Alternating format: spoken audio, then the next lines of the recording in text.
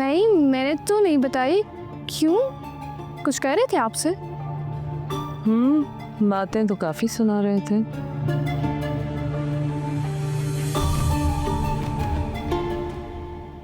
Mummy, मुझे 10,000 चाहिए अभी। सहर बस हो गया। I am feeling much better, thank you. तुम जाओ अपना कोई काम करो।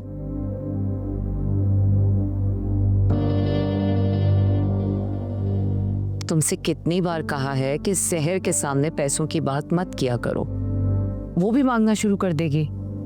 तो आपने सर चढ़ा रखा है उसको। मजबूरी है भाई, जब से ये लड़की यतीम हुई है ये और उसकी माँ तो हमारे लिए जान का अज़ाब ही बन गए हैं।